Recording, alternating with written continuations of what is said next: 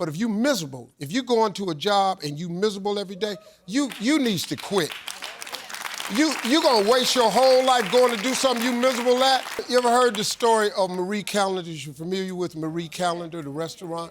Yeah. The pies? You know how she started? She worked at a greasy spoon diner. The guy, she was single, that was her only job. The guy's diner was struggling. He didn't have hardly no customers in it. One day, Marie Callender said, you know what? I make pretty good pie. Let me try to sell some pies to help you out. He had nothing to do. He said, come on. She made one pie, bought it in next day. One guy sitting at the counter bought a slice of Marie Callender pie. He loved it. He came back, he bought another slice, and he told somebody.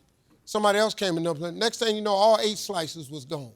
So the next day, Marie Callender made 2 pies. She came in the next day, sold 2 pies. Next day, she made 4 pies. Sold all 4 of the pies. She sold so many pies that the oven she had wouldn't keep up, so she saved her money and she bought a bigger oven. She was making so many pies for the Greasy Spoon hamburger joint that the guy stopped selling hamburgers. All he started selling was Marie Callender pies. She just made pie, man. Today, there are over 122 Marie Callender restaurants. You can't go to a frozen food section and you don't see Marie Callender frozen foods and dinners in there. You know what Marie Callender do? She make pie. She was gifted at pie. If you babysit, babysit. Everybody bring their kids to you, babysitters turn into daycare centers. Daycare centers making hundreds of millions of dollars. You just got to get a chain of them. Man, come on, y'all. You're sitting on these incredible gifts that God gave you and you're not using them. Use your God-given gift. You're going to have to make a decision.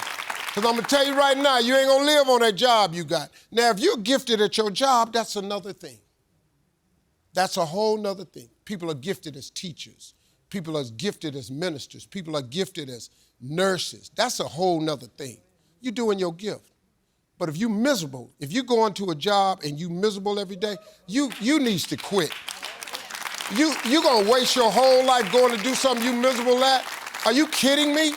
You talking about the rest of your life, you're gonna do something that you are miserable at doing. Are you kidding me? When God clearly has given you a gift that will make room for you. The Bible says your gift will make room for you. You know what that means? It'll let you stretch out.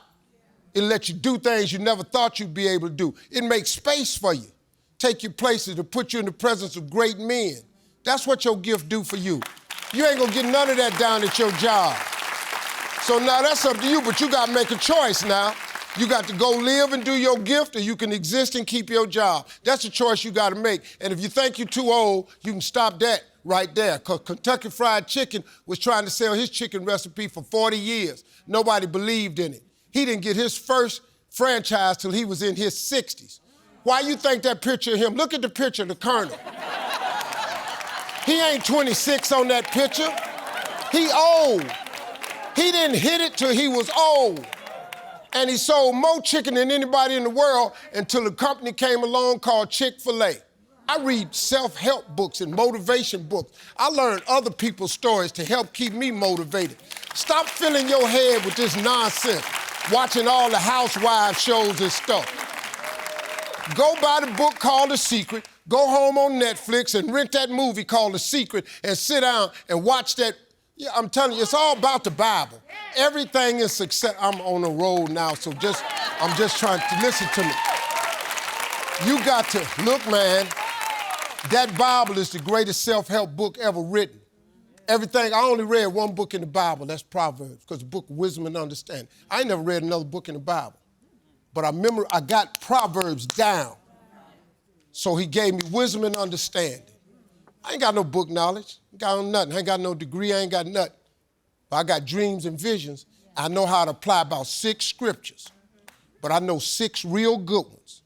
You need to learn a couple of scriptures, apply them to yourself, and go on and change your life.